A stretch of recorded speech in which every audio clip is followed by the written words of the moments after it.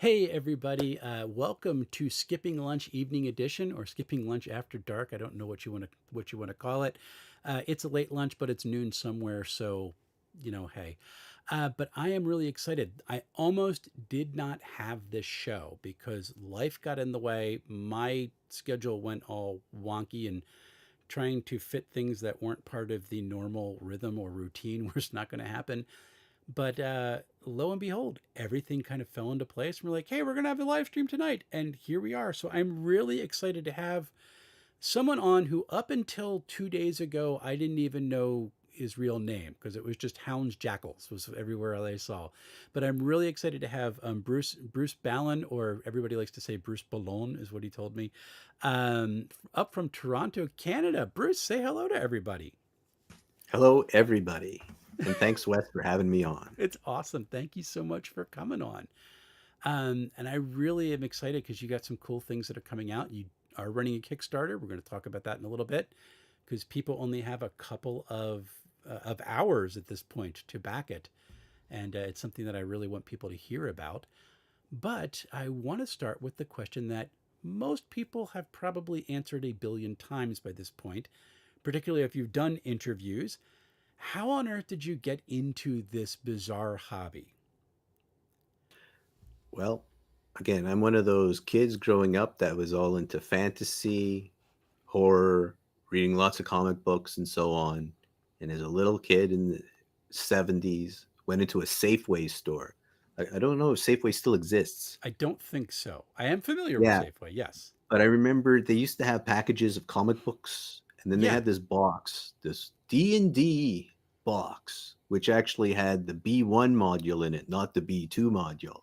So this is Oh, cool. you had Holmes Basic. Yeah. Oh, And that's what started me off on it. And I loved it. And then with my friends, we just started playing and it was cool. And even for Gamma World or things came out, I was already writing up, what happens if I put this in space? Oh, oh, what and I'll have wandering monsters in the air ducts. That's where the xenomorphs are. oh, that's And so I was just cool. having so much fun. And then there's a whole group of us got into the regular play Okay. of things. And then Call of Cthulhu came around, and that totally blew my mind because I'd already read up on H.P. Lovecraft and all that as a kid. As Okay. I said, I'm kind of a kid, and that kind of like, what, people also know about this, and this is cool, and that totally kind of really got me going because I like the fact it got really into the narrative role play. It wasn't just combat, shooting spells, Okay. which it doesn't have to be D&D, but Mm-hmm. Mm-hmm. it's like, oh wow, and then just been with the hobby ever since. And I guess throughout my life, I've been in and out of doing a little bit of some work with the actual industry. Like I did actually work with Chaosium for a while Oh, and did you help with really? some of the sanity rules. Oh, This is like cool. decades ago. All right. And then I also wrote some like supplements back there. And it's always with mental health in mind. I'm a psychiatrist, by the way, and I'm always about perception and meaning. Okay. That's some of the things that always drives me. And so I said, oh, let's get rid of the stigmatic portrayals of like mental health. We can still have mental health issues, and how can we do scenarios like that? Okay. Then I was working for some other companies, even Wizards of the Coast, when they actually were doing a little bit of Cthulhu stuff with the D20 things. And Mm. then life got, how you said life does stuff like family and other things, and it's like, whoop, off I go. Uh-huh. Did some other hobbies like I'm actually an illusionist as well. Did some stage shows and things, and then COVID came. Kept playing here and there over the Okay. years with my friends, all the way from high school and new people. But when COVID came along, that just kind of said, "Oh, I'm stuck at home," and suddenly I reconnected with all the people I used to play with, and it started running games again. Yep. Yep. And Yep. Yep. Yep. here I am. That's that's awesome. That's a story of so many people. That's why I got back into the hobby Hmm. because I took a break from age 17 to 2020, and it was 17 was an interesting experience, like late stage satanic panic. But then by the time I wanted to get back, which was just a couple of years later, I just didn't have money or time. And then the pandemic hit, and I was like, okay, I need something social, or this introvert will completely implode. Hmm. So, and that's how I got back in. So that the pandemic is this watershed for a lot of people, I think. Oh yeah, it kind of demonstrates the whole way of doing virtual gaming. Yep. So pretty cool, and that's what started the channel, and that's why we're talking today. So good, something good came out of the pandemic, which was awful, and I never want to experience it again, and don't wish it on my worst enemy. Do have two comments from a mutual friend of ours, Dave from Grimwood Games. Good old Dave. Yeah. He says hello, and also he was interviewing someone from Runejammer, which is something that he's running today. I'm actually, I moved you. That he's going to be part of, which is an online uh, convention that's going on. So he was interviewing something, and I was like, "Wait a minute, we're going to compete." He's like, "You're not in your time slot," but he's here now, so we're getting to watch, which That's is it. really Well, nice. well, well, since Dave mentioned that, and I know Chris is always saying, whenever you get a chance to mention Runejammer, mention Runejammer. So yeah, Runejammer is great. It's going to be in July. Lots of free games. I'm running a couple too. One is from the Mistmoor campaign called Okay, Murder on the Mist, and one's from Assignment Danger game, which we can talk about too, which is the espionage we will talk gonzo about that. kind of thing, which is Nightfall. Yep, So Dave, thank you, and Chris. Hopefully, we're pushing Runejammer. it got to push Runejammer. I don't know if I'm going to fit a slot in this year, and Mm. like it's like killing me. Like I want to. I played like a Pied Piper game last year, which is so much fun. It was my first experience playing index card RPG, which was great. So if you, it slots are filling up too. So folks, if you want to check it out, I'll put a link in the description after we chat because it's really cool and it's just a fun time playing all these cool games. Which if you get a chance, Easy D6 is there. I think someone's playing Crown and Skull, um, Yeah. and then Viking uh, Death Squad and Ice and Index Card Index Card. RPG should Yeah, be a great time. So a lot of fun, and it should be great. And Chris is great too. So please play if you want. If you're able, I shouldn't say if you want. We all want to play. If you're able to play, find a slot and play. it's true. Um, so you got back in the pandemic. Then you started writing. So you went the full into the full cycle of I'm back in the hobby, and you wrote specifically for a new system which we mentioned, Easy D6. So Yeah, there was a little bit of a journey to it in the okay, sense that 2020, I was actually trying to do a board game first okay, because one of my friends got me addicted to Kickstarter, which we can also talk about. This is back when Kickstarter first started, and it's going before the pandemic. It's like this is cool community stuff, weird stuff, mm-hmm. not to what it seems to have become now, which is like a store almost. It really We'll talk is. more about that. Yeah, But I remember getting into Cthulhu Wars. Go, this is cool stuff. If you ever seen Cthulhu Wars, I and then I haven't. started going, I'm going to try making a game. And I'll tell you, making a board game, at least a really well, I think it was good. Okay, One takes a heck of a lot of work more than doing role playing games, in okay, my opinion. It could be just that I used to do role playing games all the time. okay, So this is kind of a new thing where the rules are very concise, and there's it's like, but after that, I said, okay, back to role playing games. So the game I made was called the Beast de Gévaudan, based okay, on that. In case you ever seen Brotherhood of the Wolf film and things like that, okay, it's a historical thing trying to hunt a monster in the old areas of the Gévaudan region of France. okay, So there's a okay, lot of like cool horror, mystery, and stuff. That's what I love: horror, mystery, fantasy things. And then I said, okay, I'm going to start doing things because I ran this scenario, which I'm actually going to finally get around to writing. This is the first thing. It was called A Death Knight in Heaven, which was a parody of the Paladin in Hell for my okay. friends in 2020. Gotcha. And it was all D&D stuff. And, we're playing a crack squad of demons trying to sneak into heaven to stop them from like finishing their doomsday device to take on the abyss. But anyways, so that will be coming. Okay. Uh, but it was all D&D, and then I bought a Unity, sorry, at Fantasy Grounds Unity. But I was just so pain. It just was so slow. I couldn't take it. Yeah. Maybe I'm just bad at 5e or whatever. I mean, I like it in a sense, but it's like, uh, and I was thinking, oh, system reference documents, Yeah. blah blah. I was like, and then I saw this YouTube video about is ECD6 the greatest role playing game in the universe? And I go, I don't know if it's true, but let me watch that. I said, Okay. wait, this looks really great. Yeah. And it's nice and it's streamlined. I always say, like, this is a game that's not rules light. It's streamlined. Just we can talk about Shadow Dark 2. And like as I say, like, these are games that are clearly made by expert game masters who have tons of experience, who know how to let's put this all in shorthand, cut out all the garbage, and get Mm-hmm. to the goods, and let you, who we probably know stuff, to run with it. There you I go. said, hey, yeah. Yep. And the karma system I love it.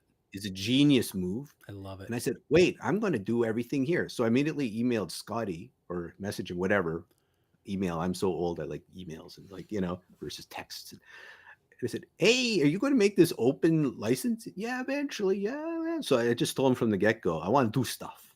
So Oh, I started working on things. so are And you actually, one of the people that led to open Easy D6? I can't say I was one of them, but I was asking him right away, are you going to make this open Yeah, license? I think you can take credit for that. That's something you should. Well, maybe amongst many people, and Carl, who you might know, and people like that. But I'm Uh-huh. sure there's not just myself, but I was Mm-hmm. going, because I think also the way to help systems like this, Shadow, people need to, because that's why I think how D&D and things grew. You need a bunch of people in the community who are going to build stuff for it Yeah, to let it exactly. grow. Yeah. Because one person alone, it's too hard, I think, Mm-hmm. and this is a game that should not be left to like wither and die. It should be grown. And so, yeah.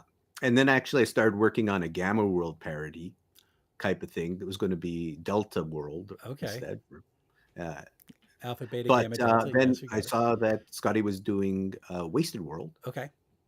So I said, oh, maybe I'll switch my mind. I mean, it wasn't totally the same because mine's like thousands of years into the future as opposed to Road Warrior. So I had Right. like, yeah, my first scenario was going to be, it was like, it was the lodge on the Badlands instead of the keep on the Borderlands, Okay. ruled by a whole bunch of mutant beavers in South Dakota. Exactly. No, please go back and write that book. I Please. might, I might. I mean, these things always sit on the shelf, and when I get around to it, it's like, okay, time for it to see the light of day. And so while that was going on, I think I was watching some James Bond films, and oh, no, no, no, I took on this role for Veteran Affairs in Canada. Like I'm a psychiatrist, and I deal with trauma all the time, Mm-hmm. substance use, PTSD, and Yep. things.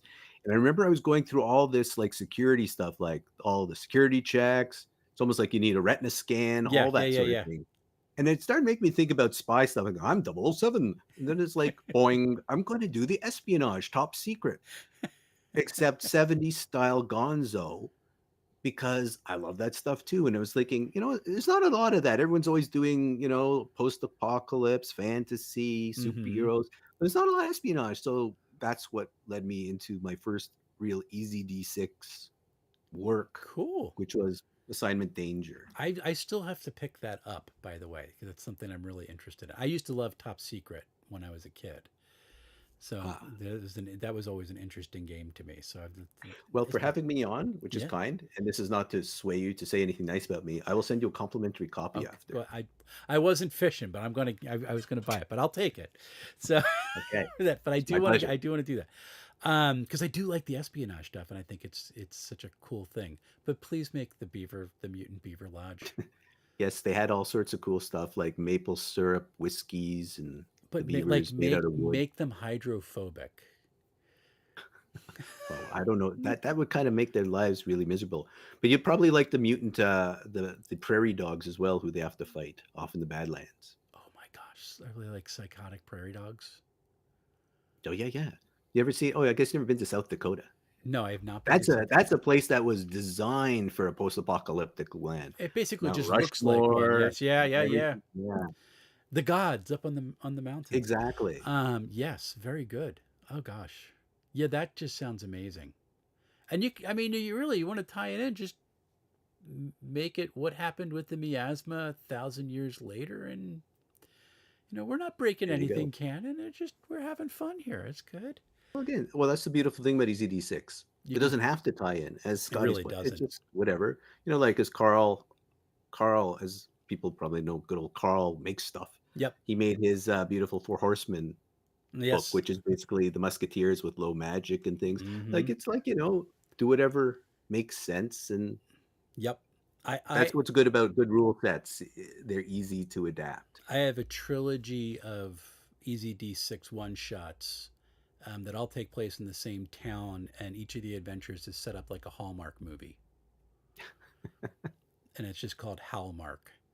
So the first one is the only adventure I've run like more than once, and it's a trip because people are just they're acting like a Hallmark movie, and but EZD6 just absorbs all that insanity. And one of the things I love about how fast it is, because you did say it's streamlined. There's no math for folks who aren't familiar with it. Mhm. Um, but because it's so streamlined, even if you're doing a one shot, it doesn't have to be like combat, like you said, combat. You can actually have entire setups that are just role play and still get through the entire adventure without any problem at all. And there's not Mhm. a whole lot of systems that can pull it off. So it is one of my favorite systems to run, which is cool. Um, and then so you got done your espionage, so that phase is over. Um, and now you're working on Mistmore, which is Yes. horror. So there are many different styles of horror, and I think I actually threw this up as a question when you were on with Dave at Grimwood Yeah, Games. jump scares you were asking, Yeah, I like believe. what type of horror are we going for here? All sorts. But mine is like the film and TV style horrors from probably the 50s, 60s, 70s, and 80s, and a little bit of the 90s. Okay, All sorts. With all okay, sorts of tributes to the things. Basically, again, this is more like a passion project, okay, which yeah, probably people always say, but it's mm-hmm. true. It's like, what are all the things that I really like growing up? And what are my favorite movies and things? That's going in. Okay, That's going in. That's going in. So a lot of it is like Carl Kolchak meets Hammer horror films, meets, you know, I always pronounce it wrong. The Italian word for yellow for slasher films, which I okay, can never say, gallo. So I Gallows. apologize Okay, if I pronounced it wrong to everybody. that's okay. And like witch, werewolf, vampires. I might even throw a little barrier peak kind of aliens in there too. Ooh, But the whole thing is kind of pushed in, and it kind of grew out. Again, it's like most things. I do think I do have a little bit of ADHD, which is why I go all over the place with these things. huh? What? But it started off again. I Sorry. was about to do the Enigma project, which was going to be a paranormal X Files thing for Assignment Danger. Oh, cool. But I said I on a break, and then I was watching some videos, and I forget why, but I came across the Tomb of Horrors. Gotcha. Yeah, and I said, that's cool. And they was making some tips. I'm going to do that for Easy D6, Okay, cool. and then I was going to do it as a parody, and it was like a humorous one. But then I started to take it seriously, and then it started to grow again into like making the villain much more interesting. And then there's all these writers, horror writers, and they we stuck it with Tinkar and Gang. We got into this whole talk about gothic horror and all these things. But Okay. like Richard Matheson is one of my favorite writers, and they were going, "Yeah, Richard Matheson. If you don't know who he is, he wrote like I Am Legend, which turned into a whole bunch of I films did read and that. kind of Twilight Zone things and Mm-hmm. Hell House and all that." I said, "Ooh, Hell House! I always loved Hell House because when I was a kid, I watched it. My Okay. dad was strange. He let me stay up when I was like 5 or I forget 8 years old to watch at midnight chilly thriller movies. Yeah, my Like, parents tried that, and then I didn't sleep for months. yeah, I'm the strange one. Goes, I love this stuff. Yeah, it's not me. And so I was going, oh, cool. I remember certain films like really burn into me, like also Trilogy of Terror. You might have with the Zuni fetish doll that chase around this woman in her Yeah, apartment. yeah. That's also Richard Matheson. Anyways, I said, I'm going to make a Richard Matheson as a major influence. And he Okay. said, well, let's throw in M.R. James too while I'm at it, who's a ghost story. And then I said, where am I going to put this?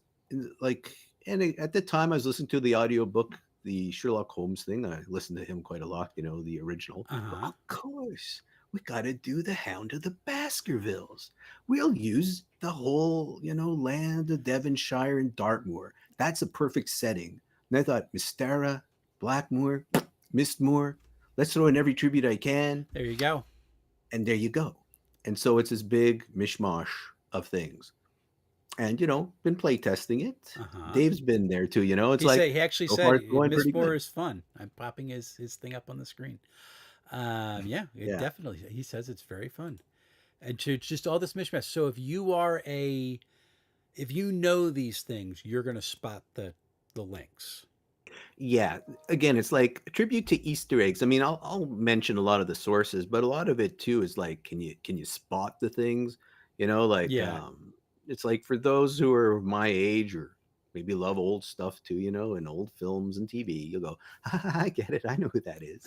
Of course, I use it to switch things around. Like if you say, oh, I know, she's that vampire. Probably she's not, but I'm going to make it look like it. So if you want to stake her and end up being hung by the populace after, that's That fine. would be But, great. yeah, because when I used to write the Call of Cthulhu stories way back too, for the role playing game, I put so many Easter eggs and red herrings, but it was designed to trick meta players because I Gotcha. know my players have been playing these games for so long. Yeah, they just I they're know like, how they we think. know how it goes. And yeah. Yeah, so you go, well, I'm going to like triple mind switch it around there for you. Yeah, one of my friends says he knows I specialize in a situation which seems always like Kobayashi Maru, Okay. like always setting up like, okay, what are you going to do? And then I start waiting and then staring at the person. Is this a trick? Is this what it seems? Is it what's going on? And then they're always paralyzed in fear. Whereas probably new players would just probably do something and take care of it. But Yes. But it's funny how the meta players and experienced ones triple think things. yes, especially in like a freewheeling system. They're like, wait a minute, I have to put this in the what number goes over there, and no, no, no, just jump out the eyeball. You're fine. Like, just do that. You're good. Exactly. Yes, which is what I actually with the magic system in EZD6, I found that experienced players have a harder time playing it than folks who have never sat at a table before. Well, and again, I think it's also about there are certain players that like more combat strategy tactical things, I Yeah. think. Yep. They will not maybe like the flexibility because it doesn't feel right because they Mm-hmm. just there's some people who just and again that's good for them. It's like, you have to find the right group of players Yeah. about who likes this sort of thing Mm-hmm. because I don't think Easy D6 is for everybody. Just like 5e is not for everybody. Mm-hmm. It's like certain points like this is cool, but you have to find the system and tweak it till it works for your group. Yep. And It's yeah, but I love Easy D6 because I love the imagination and the flex. And it's like if you guys can come up with stuff, I'm fine with it. yeah. Go with it. I'll just watch. You're good. So have fun and run Mhm. away. Yeah, and that's I think that's absolutely correct. Or it's so I say correct. It's like you're right, but it's so true. We Yeah. we get in this hang up of what we like equals what is good, and that just isn't the case a lot. I mean, there's things that are objectively badly designed or hard to read, but the game can be a whole lot of fun, and we just get into that weird thing of like, oh, they play 5e. Oh, um, they're somehow inferior to other gamer, and it's like I really like No, it I just yeah yeah.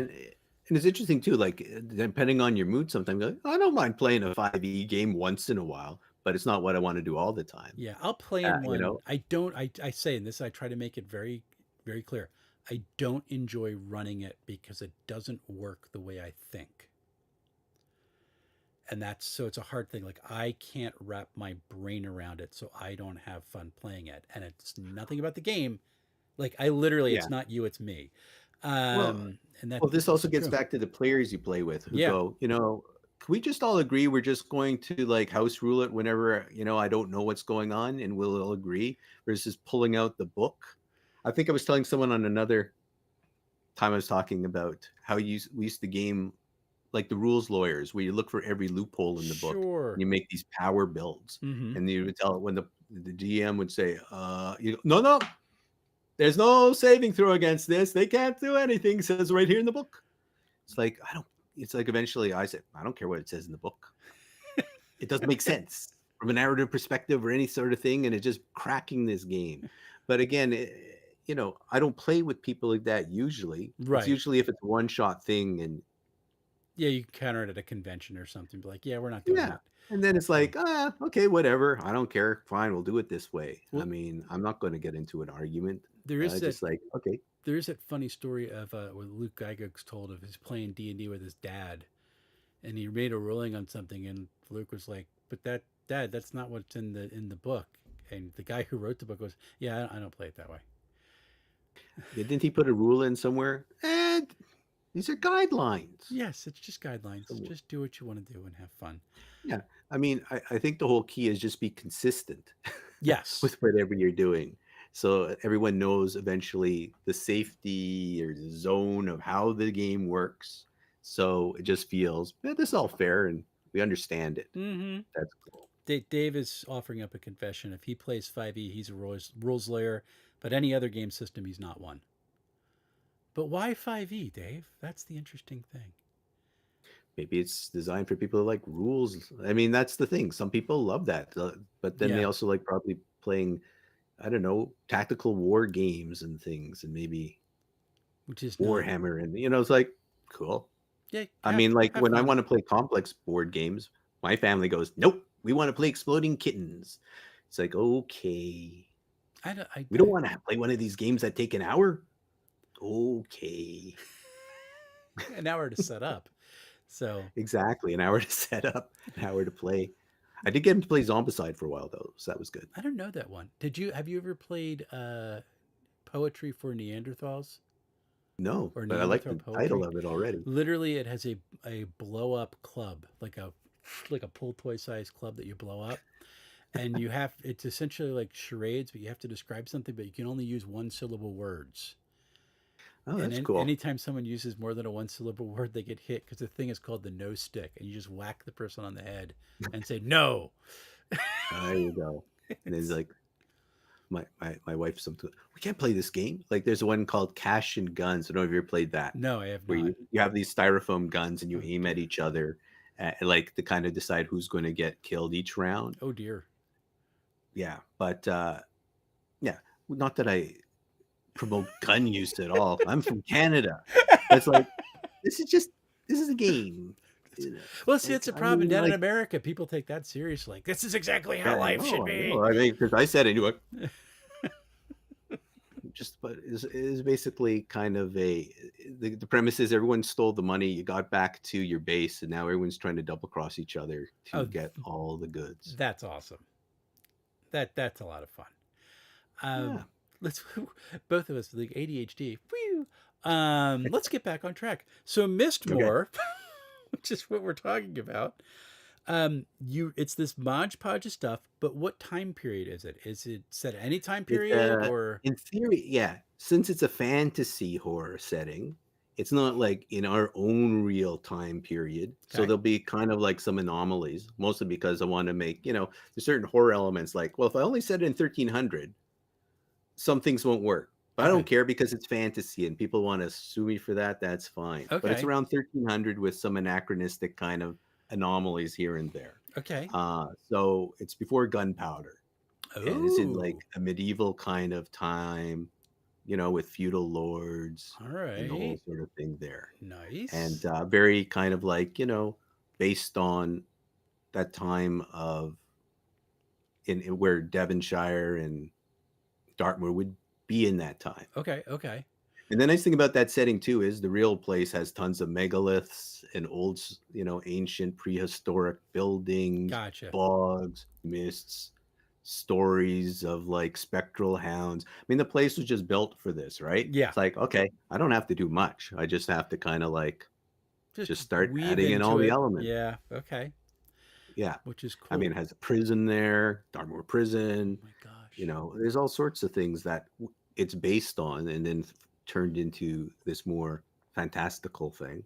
Oh, that's But again, it's low magic. So again, part of the thing is it's not supposed to be like everyone's walking around. There's like I say like no tieflings and things necessarily. If you want to okay. put one in, okay. But it's like then they'll say, "Hey, look, it's a demon." Let's kill it. And all Right. the savages of go, let's kill it. Yeah. Like again, it's like it's a bunch of people who have tons of superstition, scared of evil Mm-hmm. gods, lots of ignorance, and that's the times. And it's mostly human centric. There's some elves and maybe some dwarves, but they're not very common. And and magicians and magic user types or conjurers, they have to register themselves Okay. and make sure like again like because if they're not they might be considered like wild agents of evil, Gotcha. whether or not they are or not, right?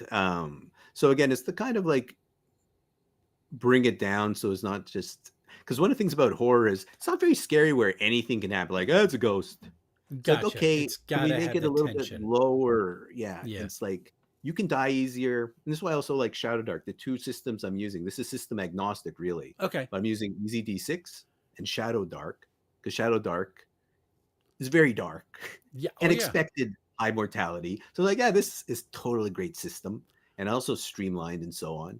Those are my two favorite systems right now. Cool. And yeah, so that's pretty much the kind of little nuances there. Gotcha. We played a Shadow Dark Funnel. I was one of the PCs. I lost two characters in the first room. It was fun. Funnels. It was great. And Oh, the that's just the as torch Dave can timer. tell you and so on. One of the things I always say with Mistmoor is there's the red tunics, which I like giving people. Oh, like They're Star basically Trek. Okay. guards. Yes. Exactly. There's a lot of Yeah. Star Trek stuff in here too. Gotcha. Tons of it. Because there's lots of horror elements in Star Trek, the original series, Yes, that people don't there even really are. realize. Yeah. Yeah. And so I got a lot of red tunics and I like using them to demonstrate the potential dangers, like, oops, he just got ripped to shreds. So yeah. You just have to name a guy 10 foot. Who are you 10 foot pole? There you go. Just walk down that hallway for me, That's and right. you're good.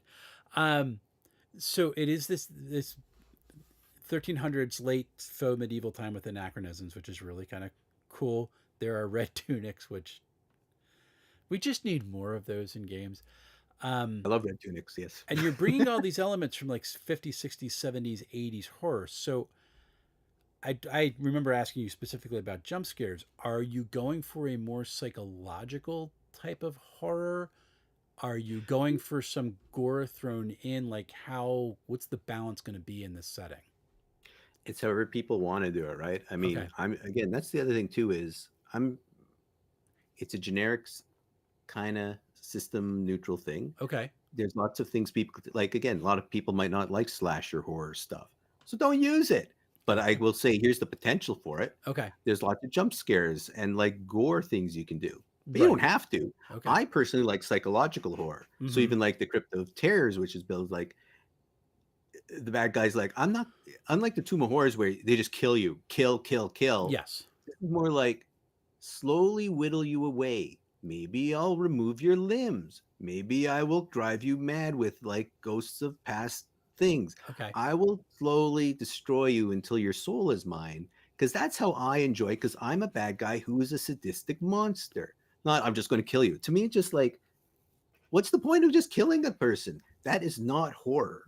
I mean, it could be, but it's the living people seeing it happen and still alive going, ah. Right. Okay. So personally, I like the slow build and burn and then a quick, could be super fast action. I Okay. said, like, I love Carl Kolchak and the Night Stalker Yep. series. And I say there's a formula there, which started the Monster of the Week. But there's Mm-hmm. more to it. Why it worked so well is like, see people die, see the bodies, Okay. get some more information, see them almost in action, the monster, whatever it is, on the distance, Right. get more information, get closer. I'll actually have an encounter, whatever.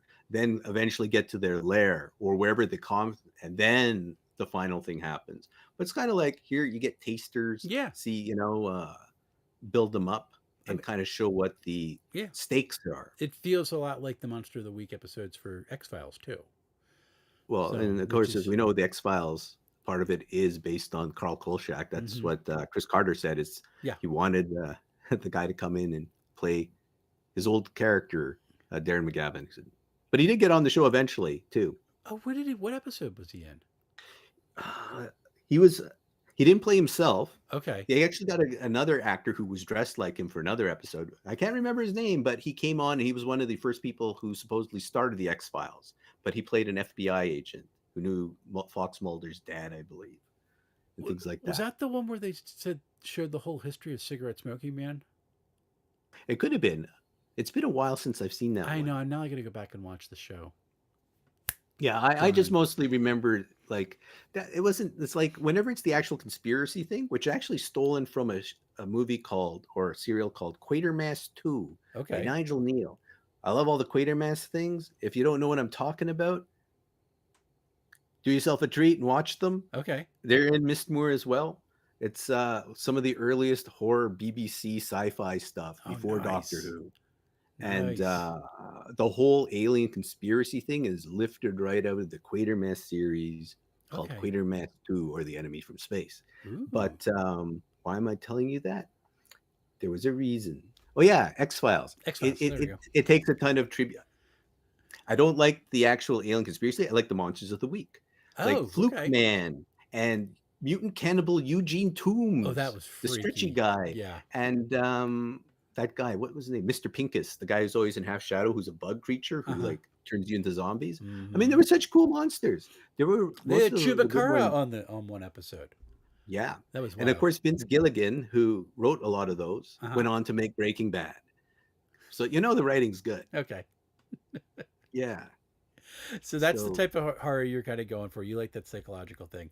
Now I gotta. psychological, but believe me, a nice gory monster running around killing people too is cool. But it can still be done with psychological build up towards it. Yeah, if you're gonna do horror, do it right, which is probably why I don't do it much. Um, but that's kind of interesting for me. For you, you're given your profession. What do you see the value for folks in facing something like or wrestling through something like a horror campaign?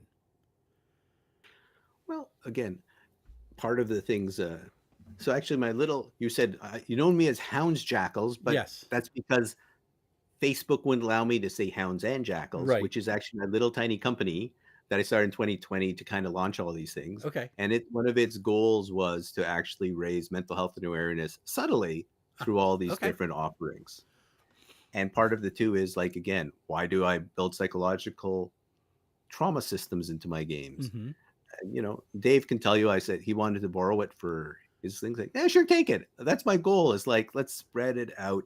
And again, like dealing with these things in a simulation, in a low stakes thing, and then actually reflecting on it and understanding certain things, and Mm-hmm. maybe being able to portray some of that in these games might allow people to have a little more empathy and understanding towards people who do have these things. So this is not designed for therapy or anything. If anything, it's more just like more education subtly to kind of just sprinkle that in. My goal really still is more entertainment, make sure people are engaged and happy. Sure. Nobody needs a message whacked over their head. But I always say, if you accidentally learn something interesting and reflect on something cool after, bonus. Yeah, that's good. I actually get that question asked to me all the time. My day job is I'm literally a Baptist pastor Hmm. running a tabletop role playing game YouTube channel, which is my midlife crisis. But I get that asked all the time. It's like, well, what are you doing this for ministry? It's like I love giving people fun stories to tell and seeing relationships happen and making people more aware that other human beings are out there.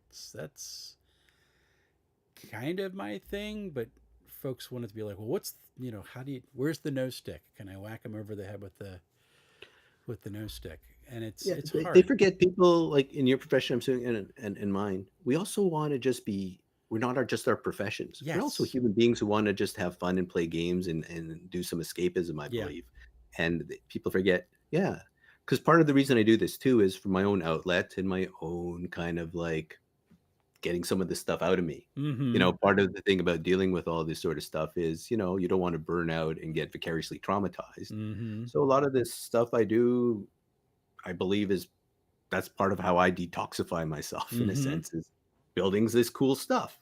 It's just fun. It's interesting and makes me happy. I get to unload all of my trauma that I'm resolving and into someone else, but they have fun while I'm doing it to them. It's great. Exactly. So yeah, and I think that's a huge key is people do forget that these folks who are in these types of helping professions just need Well, that's time to play. this also again we can always get into a little controversy about safety tools and all that sort of Right. stuff, which I believe there's no harm to them. No. Like again, I know there's this argument like, it's like it's to me people are doing it before safety tools came along. I'm totally for safety tools in the sense like I'd rather people know about them. Yeah. Don't use them if you don't want to. But it's like saying because I was also a simulation expert for training lots of people. The Okay. whole concept as we're doing sims is like pre-briefing, Mm-hmm. briefing, Mm-hmm. s- run the sim with knowing when to do stops, knowing when you're watching them for stress titration to make sure things are not getting out of hand, Okay. stopping it eventually, and then debriefing. Mm-hmm. And that's how I run the games too. It's like, why not? It's like you have to know what's going in. And if someone tells me I am scared of this particular thing because I have a phobia, it's like, okay, I don't have to put that in. Yeah. And let's say, like, or can I change whatever it is without ruining the thing? And I Mm-hmm. go, again, usually I know all my players anyways and what they're used to, Yeah. but there's nothing wrong with it. I think I've given this story to Elliot as well, where one time I was running the Cthulhu game and, one of my friends I've played with the 20 years, who's pretty much one of those murder hobo type player characters, kill Oh, everything, oh destroy dear. everything. But in this game, like his character had a daughter in it. And then he couldn't, I can't play this. I can't do this and because he has a daughter too. And he just could his Um, psychological time at that point in time, he just couldn't handle it. yeah. Yeah. Yeah. We stopped the game and had a discussion. I think if I had more experience back then, I said, "Oh, let's just get rid of the daughter and we'll switch it to something else," Okay. and we could have kept on going. Mm-hmm. Instead, but because we're all friends, it didn't really matter. We didn't care so much, but we got to get the game done. It's more Right. like, "Oh, You're this is hanging out all with your friends. Yeah. experience. Let's just chat." Yep. Get out, a little beverage, and that's interesting. I learned something from that. There you go. Yeah. So again, even with Mistmore, even though it's all horror, I was like, it's like I'm not putting in any graphic violence or anything like Mm-hmm. that. It's more Mm-hmm. like you guys can go, whoever takes it, run however you want. But I am going to put in my usual psychological considerations. Here's a psychological system. Use it, don't use it. Okay. But at least I feel I did my obligation to kind of say, you are dealing with horror. Yeah. Treat it with respect. What respect? What a concept. Well, yeah. Well, I treat any of these elements should be whether you're dealing with like romance or whatever else. It's like Mm-hmm. Mm-hmm. treat it with some respect because some of these emotional elements could be pretty hot potatoes. Well, you're But dealing again, with that's why people's. people play this Yeah. is they want to get that experience. You're It's like dealing why do you with. go on a roller coaster, Yeah, you're dealing with not to people's fall core asleep. humanity. Like that's you're like how they express themselves or how they're encountering and feeling the world. So of course you want to treat it with respect. And that's like when you have toxic players who can't. That's one of the things that's always a downer. Um Yeah, and but luckily, once hopefully you s- spot it, you can just go. Oh, we stop now. let's just get back to not just get back to the book. Can we just this is a moment a beat for these characters where they're feeling something. Mhm. Let them do it. Um Yeah, yeah. and if there's toxic players there, to me personally, back to Simland, I'm just going to say stop. It's like, I think we should stop now because I don't feel like continuing and making other players suffer when there's a toxic player around, Mhm. that everybody suffers. Yeah. I'm also a big believer that it's not just the game master who's responsible for the whole game. Everybody's responsible for the whole game. Yep. And that's why I tell everyone should be able to speak up and say what they want Mhm. to kind of make sure we all have an agreement together how we're running it. Yeah. So let's all stick to it. Yep. Yeah, Yeah. for me, the whole safety tool concept and the idea of dealing with toxic players and stuff. For if I'm running a game, I'm a host, and there's rules to hospitality. So one of the rules for my me being a host for showing hospitality is I make you a space where you feel like you're welcome, which is good. And then you being the guest, the rule of hospitality is don't like light my kitchen table on fire. Like that's like don't do that and treat the other guests who are there recognizing that that affects me as the host and just a little bit of that can go a long way to Just making a folks little bit. just a Please don't burn my little bit. house down. Don't burn my house down. But I mean, you have like everybody goes, oh, you want us to go back to like the 1800s where you had to treat a no, just don't be a dick to each other while you're sitting while you're sitting at the I don't know what table. this 1800s is. It's more like, again, just basic respect. Yeah, It's like, man, we're all here. We're all like, why wouldn't we?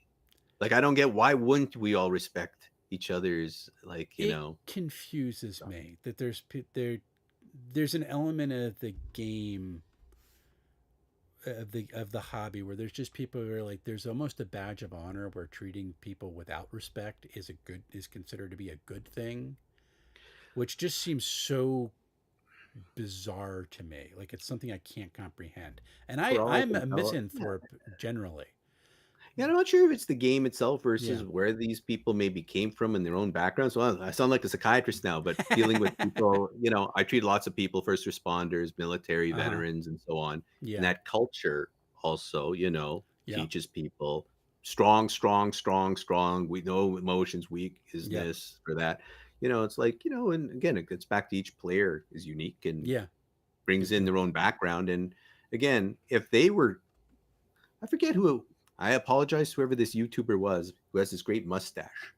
I can't remember who he is, but I was watching one of his videos, and I apologize if you're watching this, if you ever watch this, but I like your videos. He was talking about how like he was bullied and treated bad when he was playing D&D, Mm-hmm.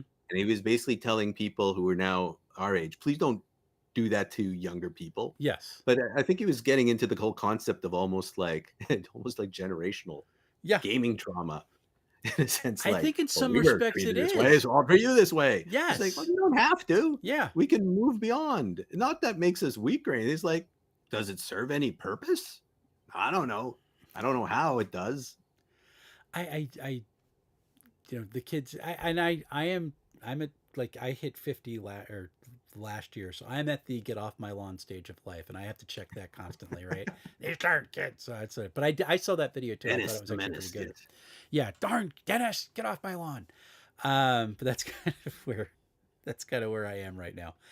Dave would like to point out that he thinks we're both very good GM and respectable, or respectable. I think he means we respect others. That's good. I am Or definitely maybe not it's like, I respectable. should get my monocle. Yes, Respectable. we are high class for that, which is awesome. All right, Mistmore, we are having this is just too much fun to go off on tangents. It's a blast. And when you talk about doing trauma, I in very little way. I'm a police chaplain, so Ah, I am on the like literally the periphery of that world, and you see the the inbuilt toxicity of that whole system of what the warrior culture mentality. And I to this area's credit, they had a resiliency training done by somebody that basically just said, "Yeah, this is all nonsense." And we understand, like, is you're going to be a cop and you have to do all that stuff, but you need you can't. You're going to blow yourself up. Unfortunately, sometimes literally, which was it was interesting. But I'm right on the periphery of that, and I've been on the periphery of some of the stuff that they deal with over the course of the day, and why that trauma comes out, and why that type of aggression comes out when things don't kind of fall into order because they're dealing with garbage all day long, and it's really, really, really hard. Not that it excuses any of it, but it's just an interesting thing to watch. but the good So thing again is I know we're totally off on tangent. we're just All having the fun. We go systems are off. slowly recognizing things like trauma and Yeah, stress-related conditions exist, yeah, even though it's still a huge kind of yeah, yeah. And I mean, 20 years, 30 years, nothing. yeah. So again, I always like to think at least it's moving in a healthy direction. Maybe in another 50, 60 years, it'll be much better. Mm-hmm. But at least we're doing our part to move it along. That's how I like to look at it versus just getting frustrated. Just have to remember where we were burning Yes. witches for hearing voices to a much more enlightened kind of zone. Still got a lot of places still to go, but The journey is not anywhere near done. mhm. So keep it going. All right, back to Miss Moore. We're just having Okay. we're gonna have an psychological examination, like right here in the middle. Um, so your Kickstarter has been going on for about a month. When does it close? Tomorrow. Tomorrow. I'm going to actually bring it up on screen here so people can see. Yes, So I picked. It was cool. I said I always like doing 4 weeks, okay, and it worked out that I got to start on a full moon, and it ends tomorrow on the summer solstice. No, I don't believe necessarily in any of that stuff. I just still like to have fun because also the Wicker Man's in this too, and a whole bunch of folk horror. I love it. And you've blown through your original goal. Yeah, I went the first day, bam, in 3 hours, which was great. We Yes. opened up all 10 intended, stretch goals, which Okay. was cool because it's not part of this project, which it was actually an experiment to try to create community camaraderie in Okay. the sense that some of the goals were based on, can you post? I need 10 people to post about how mental health relates to tabletop role playing games for you. Okay. And people did. Or crafters, please post this. And I had lots of little games and things like that. And also a lot of the different reward tiers are all about, do you want to put content into this? Which is why, unlike my other games, it's going to take a few months to get out Mm-hmm. after. Mm-hmm. Like, do you want to have an establishment? Already saw people, I'm going to have a bakery. I'm going to be a knife sharpener. So cool. It's not everyone wanting a pub. Cool. And like you can also get your own like coat of arms, or you can be a noble and things, Uh-huh. or even create an NPC with your own face Mm-hmm. in there. Because I was trying to go back to the old days of Kickstarter. I thought, actually, why don't we have the backers actually put their into this to really make it feel they're in it, Yeah, and for literally. folks who haven't watched this, that is literally one of the pledge tiers. Is you can establish literally a like an establishment that you set up that gets thrown into the setting that becomes part of the official setting. I mean, that's just nobody does that. That's cool.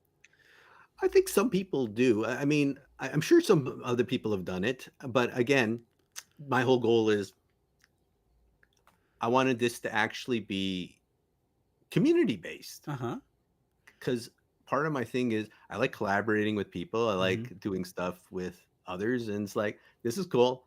So whoever wants to do stuff, here we go. Okay. Yeah, and I just opened up a since we got all the goals. One of the things I always do at the end of every successful Kickstarter, which has been every one so far now, I Mm-hmm. sponsor a therapy service dog. So that's going to Oh, happen. that's awesome.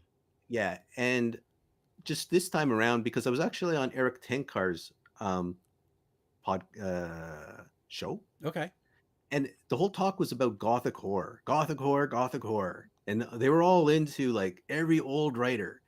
And so I just created a new add-on last minute, but it'll continue on. It's called the Fellowship of the Black Dog, which Yeah. is basically going to be a kind of zine for Mistmoor and just horror and fantasy kind of fun stuff.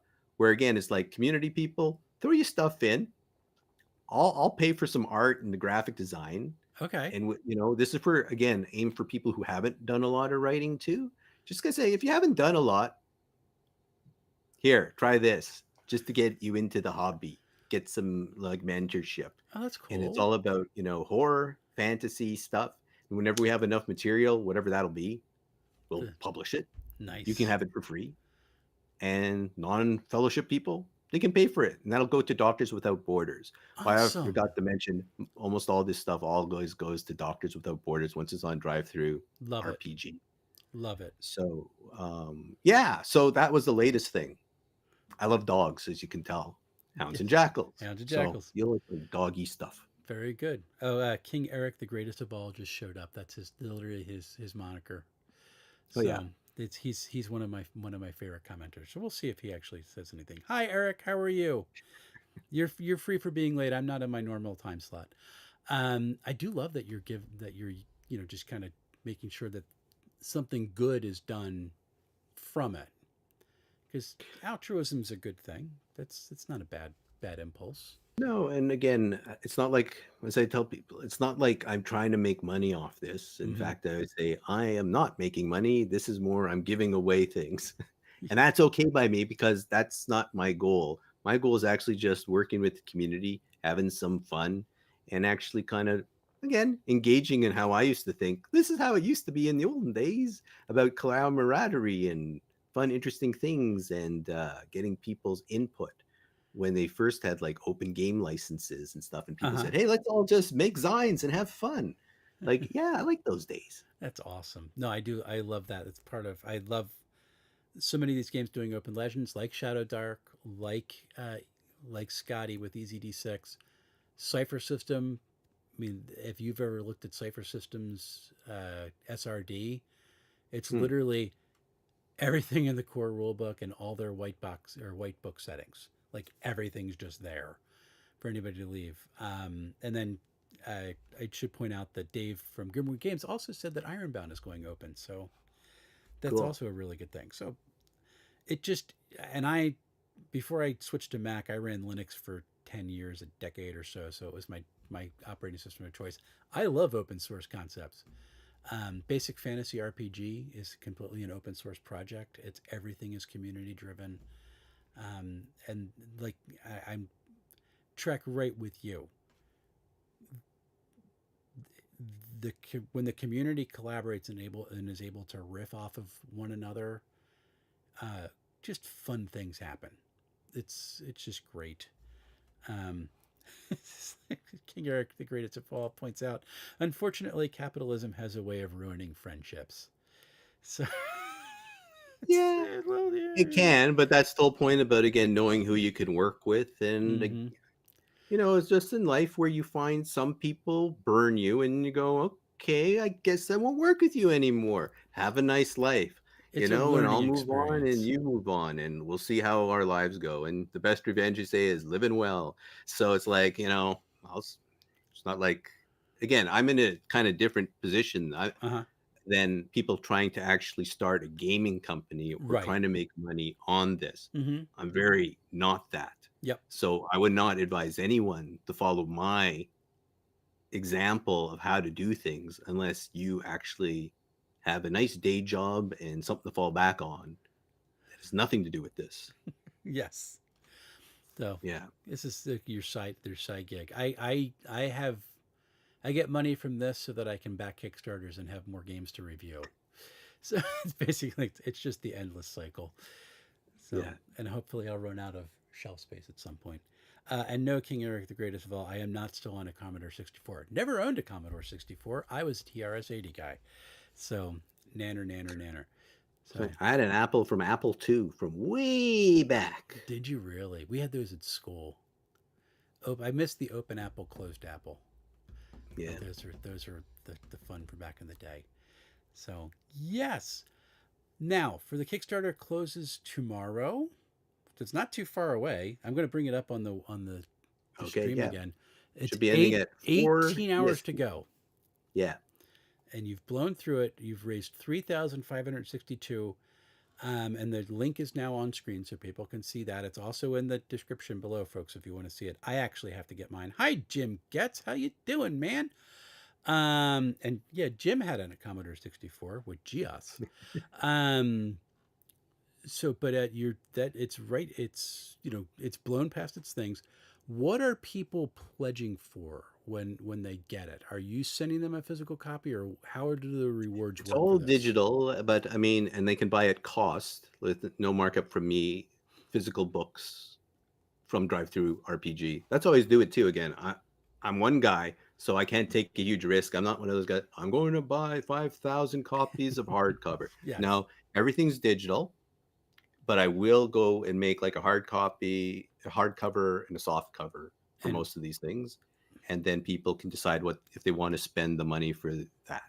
gotcha. But yeah, that's also why, again, if you look at the price points, I'm not really asking for too much. It's more, again, for like almost like just cost recovery. Like even the add-on for you want to get your mug made into Mm-hmm. an NPC, pretty much that's the money it cost me to go and ask the artist to do it because I'm not Gotcha. the artist. Okay. So, but I'm happy just to keep people being included. And again, as you can see, there was a lot of nice people in the community. Again, this is community based. I don't know if what they're seeing.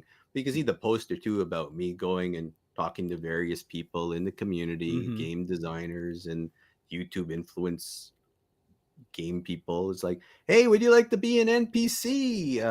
They said, sure. So there they are. And First they're person asked Scotty, of course, oh, and he next probably person just was grinned. Chelsea. Oh, And two of the best people on the planet, as far as I'm concerned. But yeah, so again, they're going to be NPCs people can run into. that's awesome.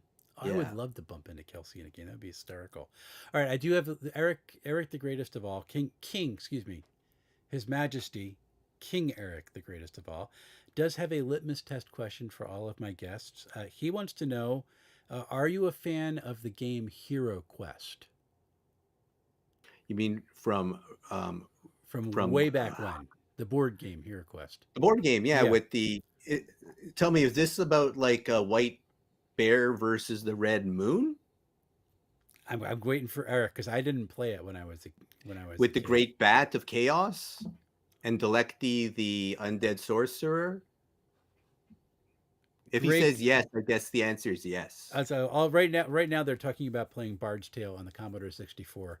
Uh, Okay, I guess we're very exciting. it's like everybody in chat has ADHD too. It's great. It's so much fun. Whee! It's yay! So I wait to see if Eric says that. That was the right one. Eric, you might finally have had a guest that actually knows what you're talking about, which would be Well, I great. do remember a game I used to play. I Okay. don't know, but I can't remember. It was based on the Glorantha world, and it was about the war in Sartar versus the Lunar Empire and the whole Stormbull clans and a whole Hmm. bunch of other people. I always remember my favorite was this Delecti, who's this little skull guy who Okay. was basically like a lich in his undead armies. Okay. But I guess he'll let us know if I'm on the right I'll track, say or maybe I missed it completely. my friend Jim points out it's still in print, isn't? I think it did get a re-release recently, Hmm. which is it's a little bit updated for that. So Yeah, yes, mine was all like hexes and little tiny cardboard cutout things or nice. little tiles. We had my favorite game of like the weirdo games was the Dark Tower. Ooh, I got that remake. That thanks to Kickstarter, they Did re-released so? it. How is the remake? Because it's just It's so really good. pricey. It's Yeah. really good, and it has a huge electronic kind of Mega Mind thing on it too. Okay. Yeah, I forget what the company was, but yeah, I saw that. Ooh, buy it. That was part of my Kickstarter addiction. I've now Gotcha. stopped buying physical games. I do. I want to play that again just because that was so when you haggled and the bazaar closed on you. It was like, no. I was like, oh shoot, I'm gonna die, Yeah. which is fun. King Eric points out Hero Quest had Zargon as the DM. The board was hidden until the players moved around. It came out in '89, but was reprinted recently. So maybe your Hero Quest and his Hero Quest are two different. It was an Maybe so. I guess. Sorry. Yeah, my Hero Quest. I'm thinking of Glorantha Hero Quests, okay. and it's probably I'm mixing it up. That's So okay. I'm sorry. I guess I failed. I don't think you But at failed. I least think you now I'll go gave him look a new for it. game to look for. Exactly. So King Eric, you I'm have to always go looking find for that new one now. interesting things. Yeah, it was a dungeon crawler. It was like just the dungeon crawl elements of a game. Oh wait, is So this? Oh wait, I do know it. Is that the one with the Conan standing on there, and you roll dice with skulls on it? I don't know. Because if that's the case, yeah, we play it all the time. And you, okay, now I'm getting. And would you actually like you would? There was scenarios you'd build. This is before the D&D Ravenclaw board game came out. This was this thing, and I rolled two skulls, two skulls. Is that what they were talking about? Because Over. then maybe I do know. Like I'm looking at the chat window on pins and needles to see if it actually is correct. Yeah. I just always remember this Conan clone. There's like four different characters on the board game. Okay. And there was like, Yes. Yeah, I think that is the exact one because there is the four characters in the thread. It's like yeah. yeah. Well, Okay. then I did pass. Used You to play passed. that all the time about 15 years ago or whatever it was. With some roommates. Yeah. Awesome. It was good. Two skull, one skull. Yes. Oh, that's so great. And I'm waiting for the chat to go up. So we have your Kickstarter coming out for Miss Moore if you want good horror, and it's designed for you said Easy D6 and Shadow Dark. It's agnostic, but Right. I'm what basically it's like most things, I believe. Any good game master can rip anything and use it like I like this, that, and that. Mm-hmm. And I'm going to kind of describe how it can be, but I'm going to use Easy D6 and Shadow Dark examples pretty much throughout most of it, and use a lot of the characters are really written up in those two. Okay. Because again, those are my two fave, Okay. but and also kind of fits the thing. Mm-hmm. Mm-hmm. And And but yeah, and the creators of both games are in the game, so true. might as well. As are other people. Who else is in there? Like who else can they meet?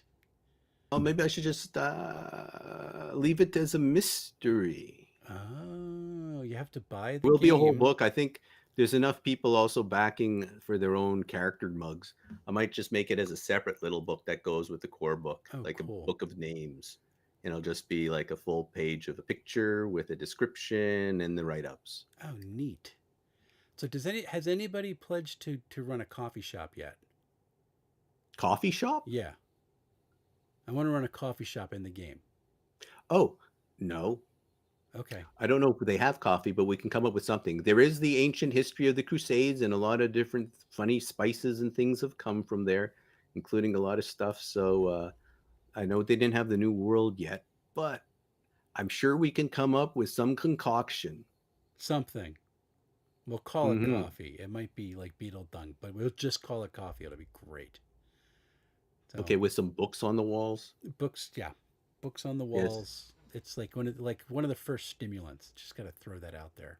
Okay. People Well, get there's drugs all over the place in this game too. okay. So there we go. A lot of Black Lotus. Just everything is great. Uh, so, uh, Dave's saying that he does need to send you his stuff, which is great. You are correct on the game. So Oh, Eric, cool. Eric, that is guest number 2 who has actually played the game, which is good. There was, and also points out, Winston, did you ever play the D&D electronic game that Mattel put out back in the 80s? That I didn't, I but did I have did that play one. Dungeon Quest. Did you Okay. ever play Dungeon Quest, which came out before that? This like No. it was for like PC and Apple Okay. with the Adventures of Brian Hammerhand, like the Temple of Apshai and No. Hellfire Warrior. I bet you Huh. that'll stump everybody. Okay. This is real old. This is 80s stuff. Nice. We had like in all the games we were like making illegal copies from in our middle school Yeah. computer lab. We had the missing ring was a dungeon crawler that Hmm. we played, which was kind of fun. But I think it was right up on the same level for that. So Well, it was cool. Like in the olden days, you'd have a book with all the room descriptions and all the mm-hmm. treasures, and you'd look it up and you'd like hit like from 1 to 9 to move forward your little Yep. character. Yep. You hit like A for attack and Mm-hmm. T. Yeah, it was really cool. And then go, oh, I'm in this room. Oh, but it was cool because it was a lot of theater of the mind, actually, Yes. in a weird sort of way that actually, in some ways, felt better than playing the more intermediate games. That's Mm-hmm. like, ugh. It's awesome. All right. Well, I got nothing else for you for that, but thank you so much for coming on. I Well, thank you do for having me. I do want to ask, like, where can people find you on the interwebs if they want to reach out or hang out? Well, you can always look up houndsandjackals.ca is my website, and you'll always probably find me hovering around the Easy D6 and Shadow Dark kind of spots, like Hmm. on Discords and on Facebook and things. And yeah, That's awesome. So please go if you're on Facebook, you're on Discord, look up Hounds Jackals, and Hounds and Jackals. Is it literally and or how is it Hounds? yeah, hound. Well, on Discord, yeah, you can't put an amp, whatever that Well, ampersand. your website is Hounds Oh, my and website is Hounds and Jackals with the AND. okay Yeah, so .ca because you are in houndsandjackals.ca. Canada. So Canada. go look it up. Kickstarter link is in the description. I'm going to throw it up on the screen one more time. Everybody go back it. I actually still have to do it, but go back it. It should be a lot of fun, and it could branch you out a little bit for some really cool horror games, letting people have some psychological thrill scare, reminding them why it's cool to be alive, which would be really cool. I think that's a good thing. And go back that and have fun. And if you are interested, look up Operation Danger, which is espionage for the EZD6 Oh, system, which is also very assignment danger, my friend. assignment danger. Assignment danger. Thank you. I've gotten it wrong. No worries. Um, You can get a copy through this Kickstarter too at half price. nice. Very, very good. King Eric wants to know what province you're in. Ontario. There you go. So in Canada, we're good. Uh, we're international now. That's fun.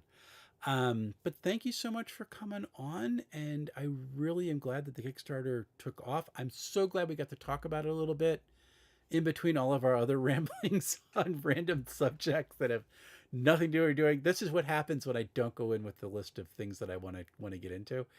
But it was fun. I had a good time. Yeah, I like chaos myself, so it's all Chaos, good. chaos is a good thing. But I'm gonna say goodbye to everybody, and then if you stay on the line just for me to be able to say goodbye to you properly. But thank you so much for coming on. It was an absolute pleasure.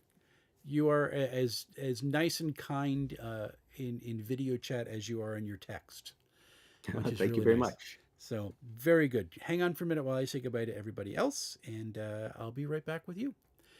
So, folks, thank you so much. And it was just an absolute pleasure. I'm so glad we were able to throw this together because my life, like everything, just came into place, and I was like, oh wait, I can do a stream. It's great.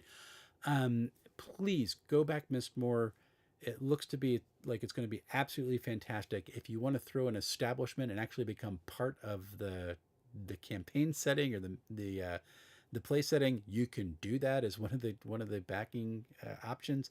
So the link is in the description below. I'm going to throw it up on the screen one more time. If you want to screenshot that, I should put a QR code up there for you.